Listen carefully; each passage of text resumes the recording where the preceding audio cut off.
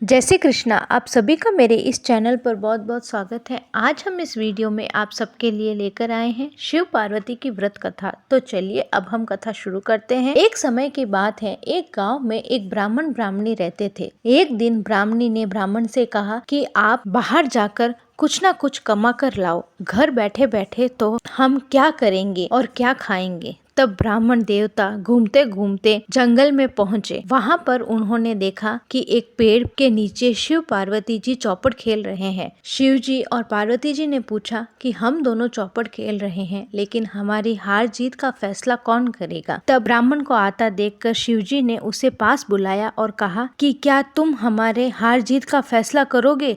तब ब्राह्मण ने कहा कि हाँ, मैं कर दूंगा। शिव जी पार्वती जी चौपड़ खेलने लगे। तब शिव जी ने पूछा कि हम में से कौन जीता। ब्राह्मण ने सोचा कि पार्वती जी ने तो खूब सारे गहने पहने हुए हैं, तो मैं यह कहूँगा कि पार्वती जी जीते तो मुझे इनाम मिलेगा। तब ब्राह्मण ने कहा कि पार्वती जी जीती। पार्वती जी ने ब्राह्मण को हाथ का गजरा दिया। गजरा लेकर ब्राह्मण देवता घर आ जाते हैं। घर में चूल्हे के पास उस गजरे को रख देते हैं। पहले तो माटी के चूल्हे हुआ करते थे। इतने में ही पड़ोसन अग्नि लेने के लिए आ जाती हैं, तो ब्राह्मण देवता उसे चूल्हे से आग लेने को कह देते हैं। पड़ोसन देखती हैं कि चूल्हे में तो गजरा पड़ा है, तो वह उठाकर ले जाती हैं। दूसरे दिन ब्राह्मण फिर उसी पेड़ के नीचे जाते हैं जहाँ शिव जी पार्वती जी चौपड़ खेल रहे होते हैं। इस बार शिव जी ने पूछा कि ब्राह्मण बताओ कौन जीता। तब ब्राह्मण ने कहा कि पार्वती जी जीती। तब पार्वती जी खुश होकर उन्हें अपने गले का हार खोलकर दे देती हैं। तो ब्राह्मण हार लेकर वापस घर के लिए निकल जाता है। रास्ते में वह हार ब्राह्मण अपने सिर के ऊपर रख देता है। चमकते हुए हार को देखकर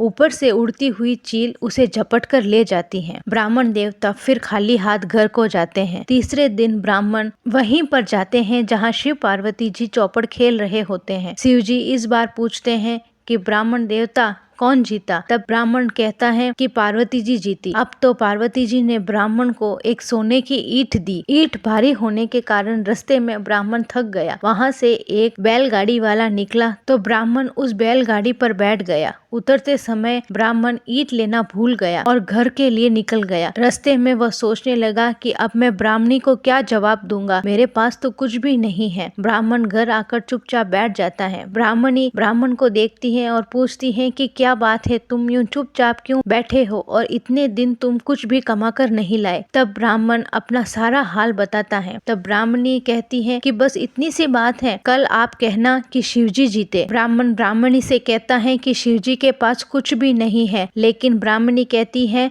फिर भी आप यही कहना शिवजी जीते हैं। दूसरे दिन ब्राह्मण जंगल में उस पेड़ के नीचे जाते हैं जहाँ शिवजी पार्वती जी चौपड़ खेल रहे होते हैं। इस बार शिवजी पूछते हैं कि कौन जीता। ब्राह्मण तब ब्राह्मण कहता है कि शिवजी आप जीते। शिवजी ने कहा फिर से सोच लो, पर ब्राह्मण बोला कि नहीं शिवजी आप ही जीते हैं। शिवजी ने जल्दी से ब्राह्मण को एक सोने का सिक्का निकाल कर दिया। ब्राह्मण उस सोने के सिक्के को लेकर घर के लिए रवाना हो गया। वह रास्ते से जाने लगा तो वह बैलगाड़ी वाला उसे मिला और वह बैलगाड़ी वाला ब्राह्मण को देखकर बोला कि आप उस दिन मेरे बैलगाड़ी में इस ईंट को भूल गए थे, जो मैं आपको वापस लौटाने आया हूँ। थोड़ा आगे गया तो जो चील सोने का हार लेकर गई थी वह उसे वापस फेंक देती है। ब्राह्मण उस हार को उठाकर घर आ जाता है। घर पहुंचते ही वह देखता है कि वही पड़ोसन बैठी है जो उस दिन गजरा लेकर चली गई थी। पड़ोसन ब्राह्मण को देखकर हाथ जोड़कर बोलती है कि मुझसे गलती हो गई है, मैं